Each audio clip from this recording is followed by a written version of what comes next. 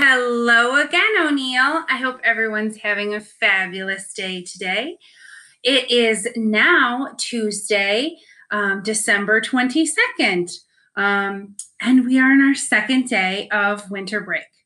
And I hope everyone enjoyed the first 3 chapters of Save Me a Seat. So I want us to keep going. We are on chapter 4.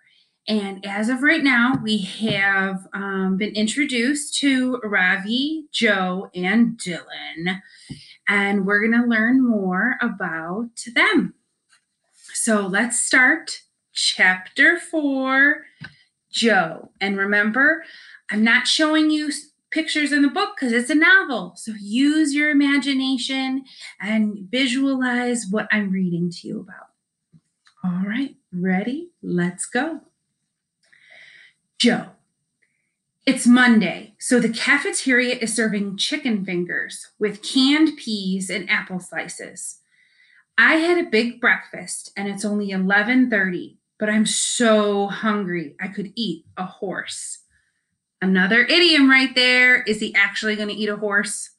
No, but he's just really, really hungry. For real, I go through the line as fast as I can. Ethan and Evan and I used to eat at the round table near the milk machine. But things are different now. I have to lie low. After I pay for my food, I carry my tray over to the other side of the cafeteria, keeping my head down the whole time. So far, so good. There's a long table against the back wall. Nobody ever sits there because it's near the trash cans. 5th grade has the first lunch period, though, so I figure the smell won't be too bad yet. I sit down, put in my earplugs, and inhale everything on my plate in about 3 seconds. I'm still hungry, but I don't want taking any chances by going back for more. As I'm sucking down the last of my chocolate milk, I notice someone sitting all the way down at the other end of the table. It's that shrimpy new kid from my class, the one with the big glasses and the long name, who sits in front of me. He's got this weird-looking lunchbox open in front of him, and he's eating something that looks like scrambled eggs. Robert Princethal walks by and accidentally bumps my shoulder. At least I think it's an accident. Robert is another Dylan Samarine wannabe. The difference between him and Tom Dinkins is that Robert isn't mean when he's on his own. Sorry about that, Putty Tat, he says and keeps going. My name is Joe Sylvester, but thanks to Dylan Samarine, I'm known at school as Putty Tat. That's on account of that thing that Tweety Bird always says to Sylvester the cat on old Looney Tunes cartoons. You know, I caught a putty cat. I wish people would call me Joe, but when Dylan Samarine decides he's going to call you something, whether you like it or not, that's what everyone else is going to call you too. So at school, I am Putty Tat, Putty or Pud for short. Giving a person a nickname is a way of saying you like them, my mother said when she found out about it. Trust me, I told her. Dylan Samarine does not like me. What's not to like? She asked, kissing the top of my head. She always does stuff like that, which is why I have to have the big talk this morning. Pretend you don't even know me, I told her, and promise you won't do any of your corny mom stuff. I promise, she said, then made a big X over her heart with her finger. We'll see, I thought. The new kid is busy eating his lunch, and I'm done with mine. So I just sit there for a while watching Dylan Samarine. I do that a lot, not because I want to, because I have to. One time in 2nd grade, when I put my jacket down on a bench on the playground, Dylan filled the pockets with dirt. Another time, he slipped one of those little packets of ketchup in my homework folder and pounded on it with his fist to make it pop. Ugh, he's always grabbing the back of my shirt or trying to punch or trip me when nobody's looking. His favorite thing about is to sneak up behind me and make a loud noise because he knows how much it freaks me out. It wasn't until last year that I realized Dylan was a klepto. So here's a weird word. Klepto is slang for kleptomaniac, which means somebody who likes to steal stuff. So if you see this lady, she's stealing shoes from the store and putting it in her own closet. So when you hear the word klepto or kleptomaniac, that's a person who likes to steal things, which is totally wrong. His parents are loaded, being they have a lot of money. So he doesn't need the stuff he steals. He just does it for fun. He'll take anything he can get his hands on. A pencil sharpener, a glove, a retainer case. It doesn't matter. Whatever it is, he shoves it down the front of his pants for safekeeping. Since I never take my eyes off him, I've seen him do this a million times.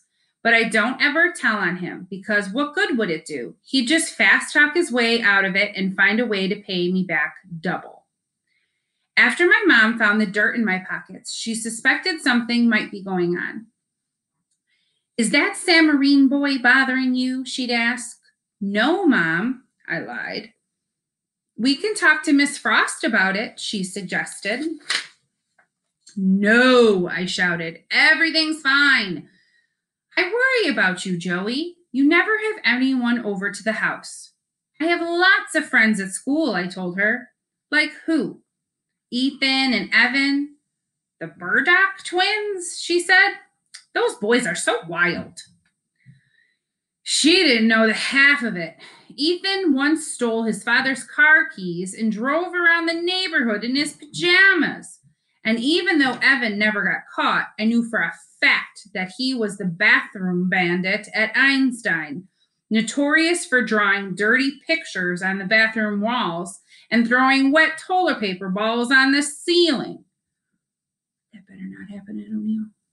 Mr. Ty does not want to clean up graffiti or toilet paper balls. This is a no-no. Thank you. Dylan and his buddies were busy yucking it up. So when you say yucking it up, like not that it's yucky, but they're laughing. They're laughing, being crazy. So yucking. I figure it's a good time for me to go empty my tray. I guess the new kid must have left when I wasn't looking because he and his funny-looking lunchbox were gone now. I pick up my tray and make it as far as the trash cans before my luck runs out. Hey, Pud. Dylan comes over to me and puts his arm around my shoulders. How's it going? My heart starts pounding. I feel myself go wet under the arms. Dylan Samarine is like one of those crocodiles you see on the Discovery Channel, lurking underwater with just his eyes showing, waiting to grab anything dumb enough to come up within his reach. I'm good, I say, trying to duck out from under his arms.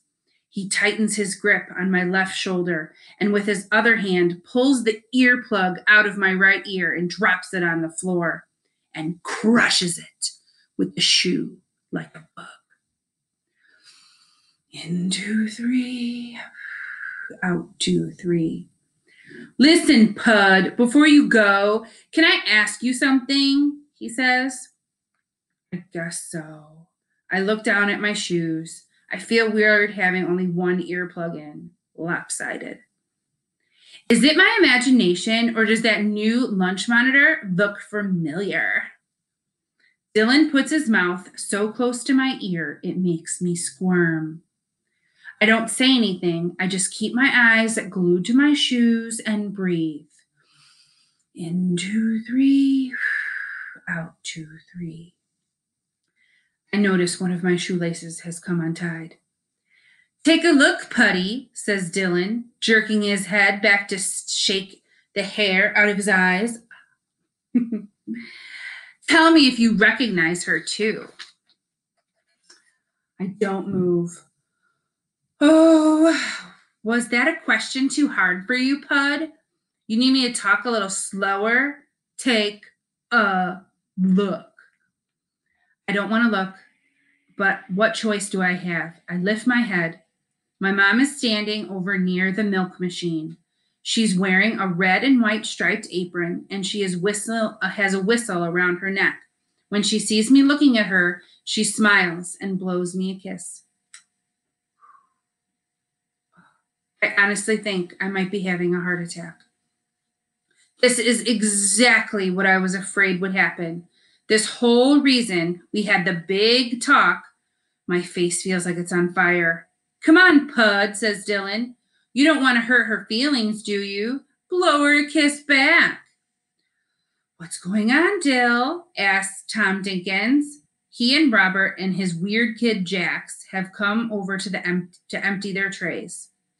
Pud is about to blow a kiss to his mommy, the lunch monitor, and then she's going to change his poopy diaper. Tom laughs. What the heck? Says Jack. No kidding, Pud. Is it really your mom? Asked Robert. The bell rings, making me jump. Suddenly, everybody starts rushing around, cleaning up and getting ready to go back to class. Dylan grins and winks at me and lets go of my shoulder and walks away. He's done with me for now, but I'm not stupid enough to think it's over. My knees are shaking, but I manage to dump my tray and get out of there as fast as I can. The rest of the afternoon is a total waste of time. Miss Beam calls on me twice, even though my hand isn't up. It's only the first day of school, and 5th grade already sucks. Oh my goodness. Can you believe this chapter? What would you say? Like, what would you say to Dylan if you were in Joe's position? Would you just stand there and freeze? So, why do you think Dylan is this bad? Why do you think he's such a bully? I don't know. All right, let's go on to chapter 5. Robbie. The questions begin as soon as I step out of the bus, 7A. How was your first day at Albert Einstein Elementary School, Ravi? My mother asks. Did you make any new friends? Do you have any homework? Was the bathroom clean? How many other Indians are in your class? Asks Pirima. Amma and Pirima have been waiting for me at the bus stop. I could see them stretching their necks to find me even before the doors had opened.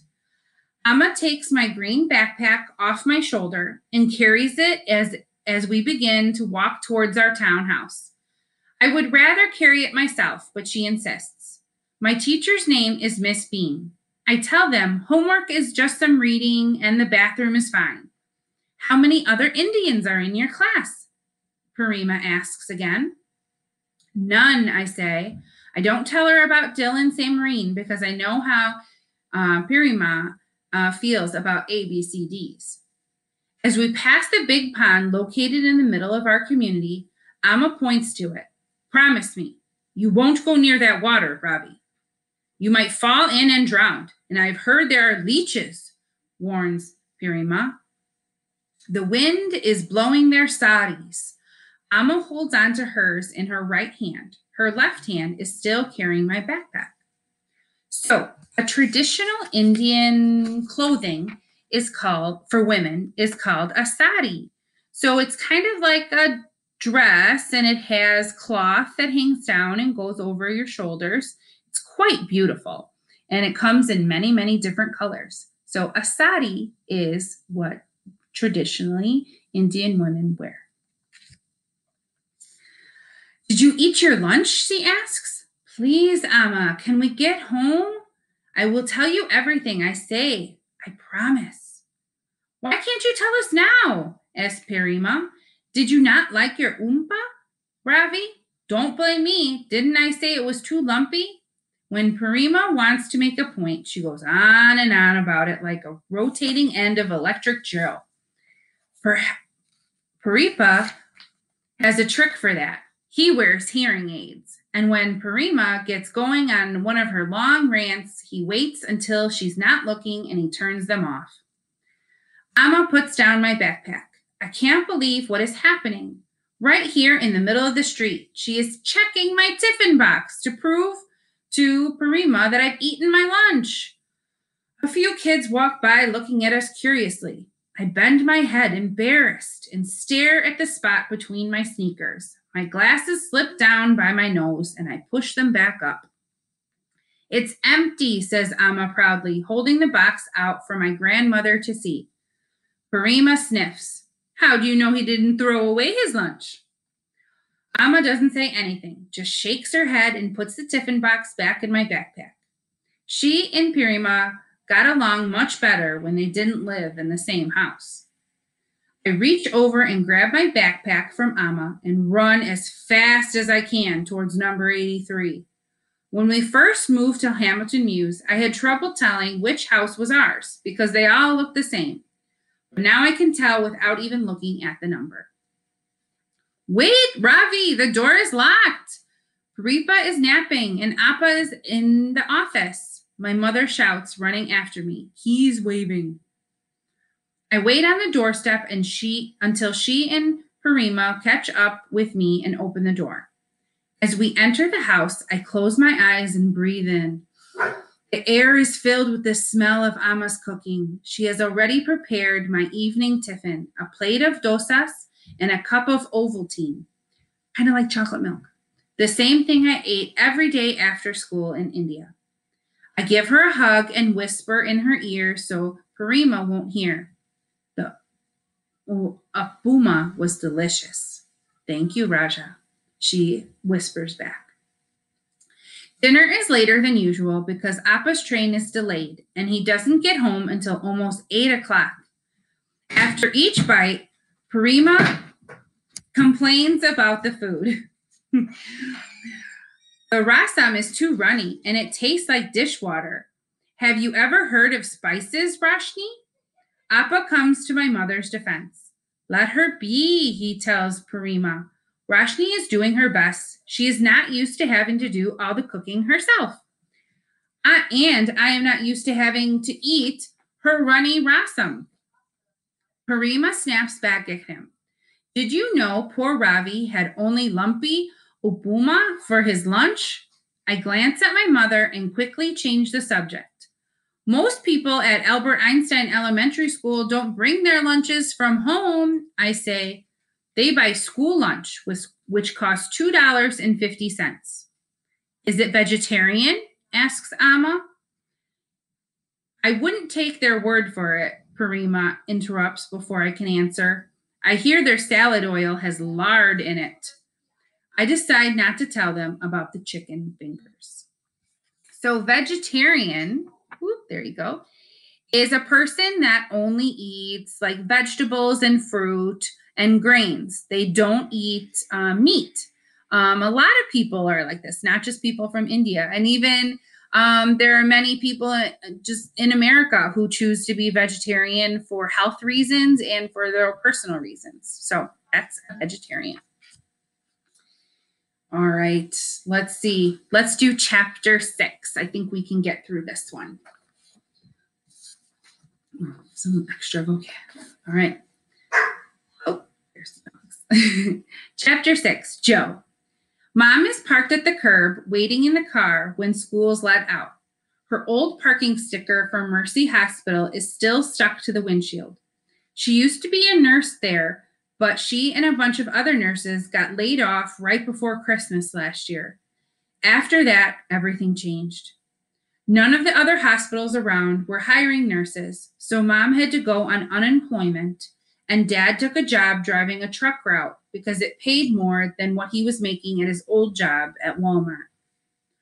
At the end of August, when Mom found out Einstein was looking for a new lunch monitor, she applied for the job without even asking me first. Hop in, she tells me now, leaning out the window. No, I answer, too mad to even look at her. I'm sorry, Joe, she says. It was an accident. Force of habit. Would a slice of pizza help make up for it? I shake my head. She broke her promise big time. 1,000,000 slices of pizza isn't going to make up for it. Hop in, she says again. No, I tell her, I am walking home. Walking helps me think. Not that I really want to think about all the crummy stuff that happened today. It is possible to have a worse first day of school. After Mom drives away, I hear someone calling my name. Joe! I turn around and see Mr. Barnes hurrying to catch up. I was hoping I might run into you, he says. How did it go today? I feel something hard swell up in my throat, and for a minute, I'm scared I might start to cry. But I swallow a couple times, and I feel it go away. It was okay, I guess, I tell him. How do you like Miss Beam, he asks. I shrug. She's shorter than me, I say. Mr. Barnes laughs and pulls a pack of sugarless gum out of his pocket. He offers me a piece, but I shake my head. Sugarless gum gives me a headache. How's our old friend, Mr. Samarine, doing this year? I think about the name Dylan calls Mr. Barnes behind his back the day he brought a pink hacky sack to school. A word my mother would wash my mouth out with soap for saying. He's not my friend, I say, and no offense, but I don't think he's your friend either. The world is full of Dylan Samarines, Joe, Mr. Barnes says, unwrapping a piece of gum and putting it in his mouth. The trick is not to let them get to you. I wonder if Mr. Barnes has ever seen the look on the face of a zebra who's just stepped into a crocodile's mouth. Thanks for the advice, I say. If you want, I can write it down for you, Mr. Barnes says, pulling a pen out of his pocket. The hard thing swells up in my throat again. Mr. Barnes knows I have trouble remembering things unless they're written down. That's okay, I tell him. And by the way, I like your new tie. I wonder if anyone in Mr. Barnes' class this year will memorize his tie the way I did. Mr. Barnes looks at his watch. He says he's sorry. He has to run to a faculty meeting, but that I should feel free to stop by his room anytime to chat. Hang in there, Joe, he tells me as he walks away. My stomach grumbles. I haven't eaten anything since lunch. I think about my mother's offer to take me out for pizza, and I get mad at her all over again. How could she do that? Blow me a kiss right in front of anyone. What part of no corny mom stuff does she not understand? Normally, it takes me half an hour to walk home, but I'm not in a hurry today. Mia, my dog, is waiting for me at the door when I finally get there. She's so happy to see me, she falls all over herself, wagging her tail and trying to lick my face. Cut it out, Mimi, I laugh, pushing her away. Your mouth smells like liver. Mom has been waiting for me too. One of her cooking magazines is lying open on the couch next to her. I can tell she's been crying because her nose is red.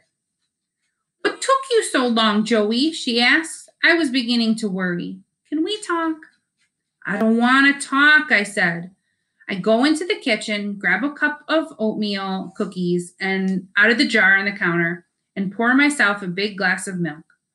Mia follows me upstairs to my room. I take off my sweatshirt, toss it on the floor, and shut the door. I'm starving, but I'd rather skip dinner than have to sit across the table from my mom after what she did. So, as you guys know, I'm a mom, and there are plenty of times I've done things that my kids have not been happy about. And that's just some things that we do as parents, and we learn from them and we move on. But have your parents ever done anything to you that was so embarrassing? How did that make you feel? What did they do? So it's something that happens. And sometimes I like to say embarrassing my children is part of my job as a parent. But there's some things we have to learn that, can really affect them. And so if you're ever embarrassed, tell your mom and dad or grandma and grandpa, and they'll understand. All right. So we are on chapter 7, and we will start reading that tomorrow. So tomorrow's Wednesday, and we're going to try to do a little cooking too. So we'll read a little bit and do some fun cooking of what we've read about so far or what we will read about in the future. So I hope you had fun reading with me today, learned some new vocabulary, and come back tomorrow because when we read together, we grow together. All right, have a great day.